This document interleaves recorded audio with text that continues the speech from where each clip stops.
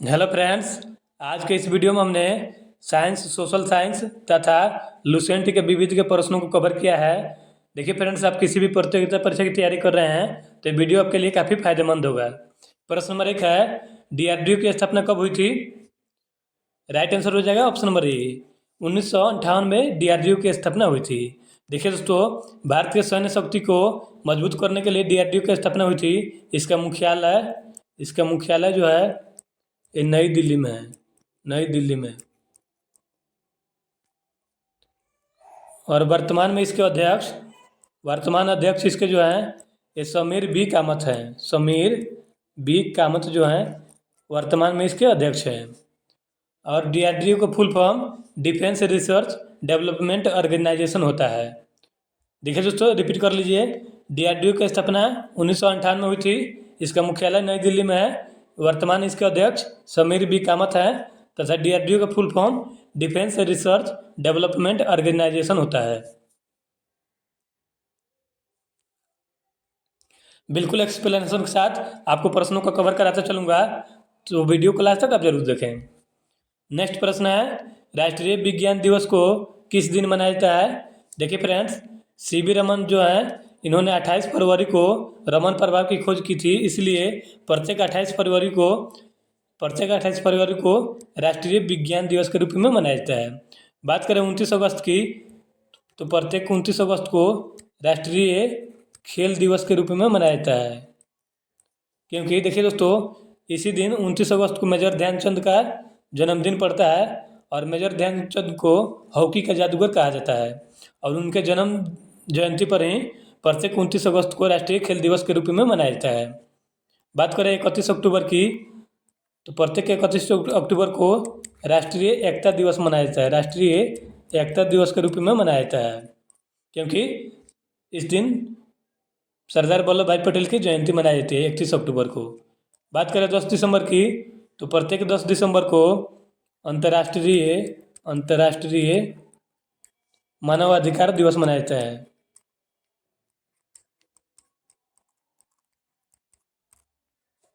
आशा करता हूँ इस तरह से आपको समझ में आ गया होगा।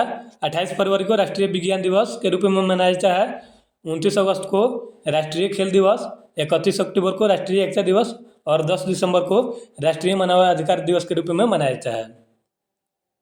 दोस्तों, चैनल पर नए हैं तो चैनल को सब्सक्राइब कर लीजिए ताकि इस तरह का वीडियो सबसे पहले आपको मिले। और कमेंट जरूर करें कि वीडियो का कंटेंट कैसा था। आराम हराम है का नारा किसने दिया था? देखिए फ्रेंड्स, महात्मा गांधी जी जो हैं इन्होंने करो या मरो का नारा दिया था, यानी कि डू और डाई का नारा महात्मा गांधी जी दिए थे। भगत सिंह इनकलाब जिंदाबाद का नारा दिए थे। इनकलाब जिंदाबाद का नारा भगत सिंह जी के द्वारा दिया गया था। सुभाष चंद्र बोस जी ने दिल्ली चलो का नारा दिया था, दिल्ली चलो का। या तुम मुझे खून दो मैं तुम्हें आज़ादी दूंगा का नारा सुभाष चंद्र बोस जी दिए थे। और आराम हराम है का नारा पंडित जवाहरलाल नेहरू दिए थे। आराम हराम है का नारा पंडित जवाहरलाल नेहरू जी दिए थे और देश के प्रथम प्राइम मिनिस्टर थे, यानी कि प्रधानमंत्री थे। नेक्स्ट प्रश्न है, भारत में पहली बार ईवीएम यानी कि इलेक्ट्रॉनिक वोटिंग मशीन का प्रयोग कहाँ किया गया था? ये किया गया था केरल में। केरल में 1982 में उप विधानसभा के चुनाव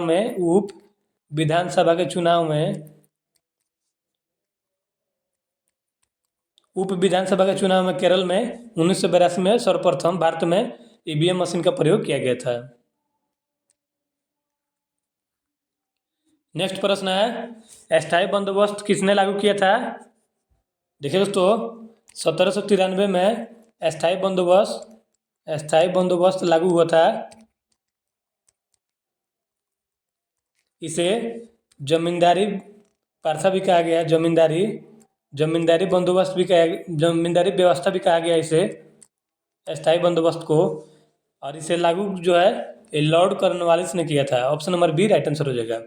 कॉर्नवालिस को दोस्तों सिविल सेवा का जनक कहा जाता है। सिविल सेवा का जनक कॉर्नवालिस को कहा जाता है, इस बात का ध्यान रखिएगा। और भारत में 1793 में अस्थायी बंदोबस्त लागू करने वाला व्यक्ति जो है ये लॉर्ड कॉर्नवालिस था। अस्थायी बंदोबस्त को जमींदारी व्यवस्था भी कहते हैं।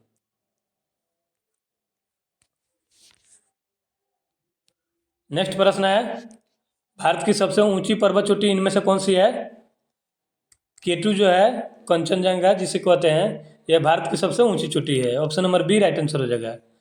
और विश्व के सबसे ऊंची माउंट जो है, देखिए दोस्तों, विश्व की सबसे ऊंची चोटी, विश्व की ऊंची चोटी जो है, ये माउंट एवरेस्ट की है। माउंट एवरेस्ट की है।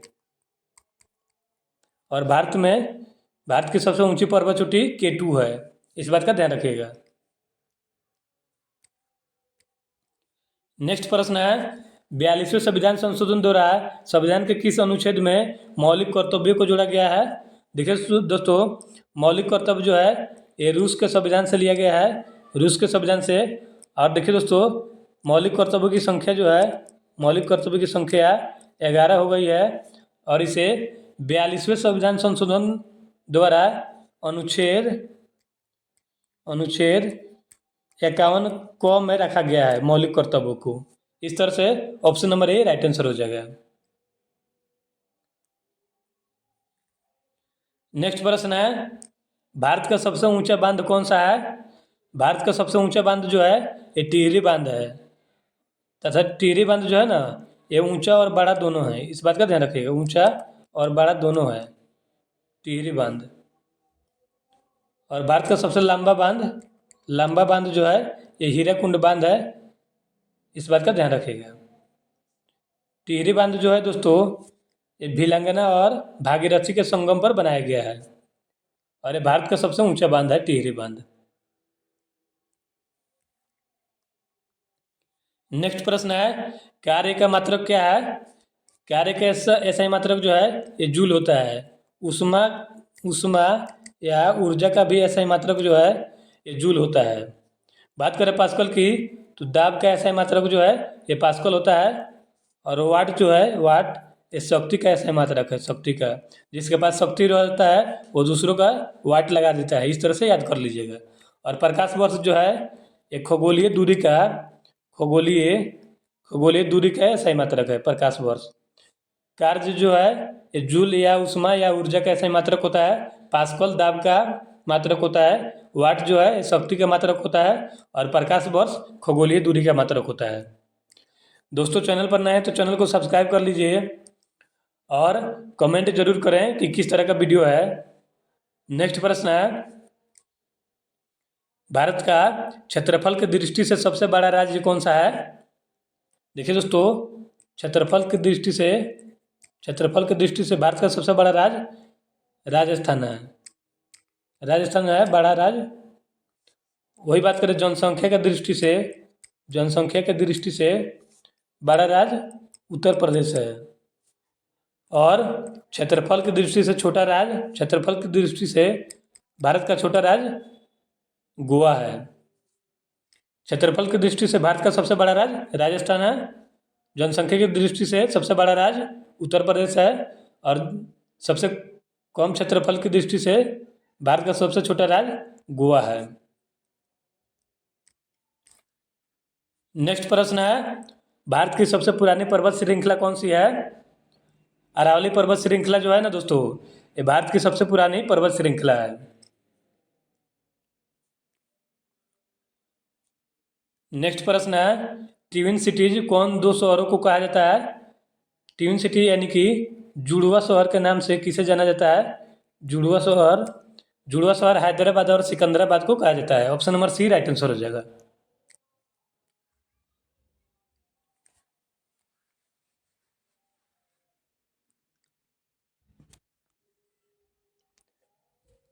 नेक्स्ट प्रश्न है,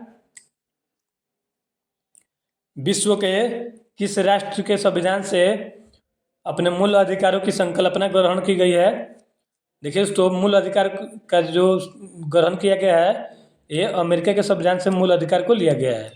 अमेरिका के संविधान से मूल अधिकार और न्यायिक समीक्षा जो है, न्यायिक समीक्षा ये अमेरिका के संविधान से भारत के संविधान में लिया गया है। और ब्रिटेन से संसदीय प्रणाली को लिया गया है। संसदीय प्रणाली को ब्रिटेन के संविधान से लिया गया है। इस बात का ध्यान रखिएगा। साउथ अफ्रीका के संविधान से दोस्तों, साउथ अफ्रीका के संविधान से संशोधन करने की प्रक्रिया को लिया गया है, संशोधन। और रूस के संविधान से मौलिक कर्तव्य को लिया गया है। मौलिक कर्तव्य को रूस के संविधान से लिया गया है, और मौलिक मौलिक अधिकार को अमेरिका के संविधान से लिया गया है, और संसदीय प्रणाली को ब्रिटेन के संविधान से लिया गया है। नेक्स्ट प्रश्न है, यदि राष्ट्रपति का पद खाली है तो वो उसे कितने अवधि के अंदर भरना आवश्यक है। राष्ट्रपति के पद के बारे में दोस्तों अनुच्छेद 52 में चर्चा की गई है। यदि राष्ट्रपति का पद खाली है तो इसे 6 महीने के भीतर भरना आवश्यक है। Option number D right answer हो जाएगा। राष्ट्रपति के पद जो है 6 महीने से अधिक खाली नहीं रहना चाहिए।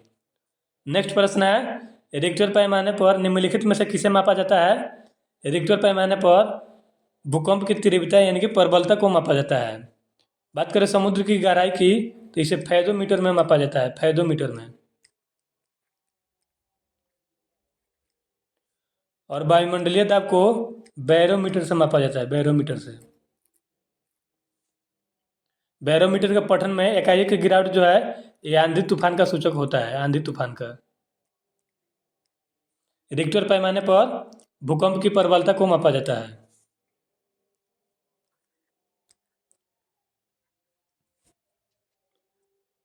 नेक्स्ट प्रश्न है, भारत के किस राज्य में जनसंख्या का घनत्व सर्वाधिक है। देखिए दोस्तों, यहाँ जनसंख्या घनत्व पूछ रहा है। जनसंख्या घनत्व बिहार में सर्वाधिक है। बिहार का प्रथम स्थान है जनसंख्या घनत्व के मामले में भारत में। और जनसंख्या जो है, जनसंख्या के मामले में सर्वाधिक की जनसंख्या वाला राज्य भारत का उत्तर प्रदेश है, और सर्वाधिक जनसंख्या घनत्व वाला राज्य बिहार है। नेक्स्ट प्रश्न है, भारत में कौन सा राज्य सबसे अधिक राज्यों की सीमाओं को स्पर्श करता है। ये करता है उत्तर प्रदेश। सबसे अधिक राज्यों से इसके ही सीमा लगती है, उत्तर प्रदेश की। नेक्स्ट प्रश्न है, भारत में सबसे लंबा रेलवे जोन कौन सा है। देखिए दोस्तों, वर्तमान में भारत में 18 रेलवे जोन बन गए हैं, 18 रेलवे जोन बने हैं। और यहाँ पे पूछ रहा है प्रश्न, भारत में सबसे लंबा रेलवे जोन कौन सा है। तो ये है उत्तरी रेलवे जोन। उत्तरी रेलवे जोन जो है ये भारत की सबसे लंबी रेलवे जोन है। Option number A right answer हो जाएगा। नेक्स्ट प्रश्न है, बॉम्बे स्टॉक एक्सचेंज की स्थापना किस वर्ष हुई थी। देखिए दोस्तों, इसे शॉर्टकट में BSE कहा जाता है, यानी कि बॉम्बे स्टॉक एक्सचेंज कहा जाता है इसे। और इसकी स्थापना 1875 में की गई थी। Option number B right answer हो जाएगा। नेक्स्ट प्रश्न है, भारत में रेगुलेटिंग एक्ट कानून किस वर्ष लागू हुआ था। ये हुआ था 1773 में लागू हुआ था। भारत में रेगुलेटिंग एक्ट जो है ये 1773 में लागू हुआ था। नेक्स्ट प्रश्न है, भारत के किस राज्य में पहली बार गैर कांग्रेसी सरकार बनी थी। ये बनी थी केरल में। केरल में पहली बार गैर कांग्रेसी सरकार बनी थी। नेक्स्ट प्रश्न है, भारत में राष्ट्रीय आय की गणना में किस विधि का प्रयोग किया जाता है। आय विधि और उत्पत्ति गणना विधि का प्रयोग किया जाता है राष्ट्रीय आय की गणना में। Option number C right answer हो जाएगा। ए और बी दोनों सही है। नेक्स्ट प्रश्न है, भारतीय रिजर्व बैंक की स्थापना किस वर्ष हुई थी। 1935 में हुई थी RBI की स्थापना। देखिए दोस्तों, RBI जिसे रिजर्व बैंक ऑफ इंडिया कहते हैं, इसकी स्थापना जो है हिल्टन यंग आयोग की सिफारिश पर इसकी स्थापना की गई थी। देखिए दोस्तों, 1934 में रिजर्व बैंक ऑफ इंडिया यानी कि RBI के अधिनियम के तहत 1 अप्रैल 1935 को भारतीय रिजर्व बैंक की स्थापना की गई थी। और इसे बैंकों का बैंक कहा जाता है। बैंकों का बैंक जो है RBI को कहा जाता है। RBI की स्थापना 1935 में हुई थी। नेक्स्ट प्रश्न है, किसके शासनकाल में भारत में रेलवे की शुरुआत हुई थी। देखिए दोस्तों, भारत में रेलवे की शुरुआत जो है ये 1853 में की गई थी। मुंबई से ठाणे के बीच ये रेलवे चलाई गई थी 1853 में, और ये 34 किलोमीटर चलाई गई थी। और यह लॉर्ड डलहौजी के शासनकाल में रेलवे की शुरुआत हुई थी। Option number C right answer हो जाएगा। देखिए दोस्तों, डलहौजी के शासनकाल में डाक व्यवस्था की भी शुरुआत हुआ था तथा रेलवे की भी शुरुआत हुई थी। इस बात का ध्यान रखिएगा। नेक्स्ट प्रश्न है, अभिलेखों के अध्ययन को क्या कहा जाता है? अभिलेखों के अध्ययन को पूरा लेख यानी कि एपिग्राफी कहा जाता है, एपिग्राफी। इस बात का ध्यान रखिएगा। देखिए दोस्तों, आपके लिए प्रश्न है, भारत का सबसे प्राचीन धर्म ग्रंथ कौन सा है? धर्म ग्रंथ कौन सा है? इसका जवाब आप लोग कमेंट बॉक्स में दीजिएगा। मिलते हैं नेक्स्ट वीडियो में।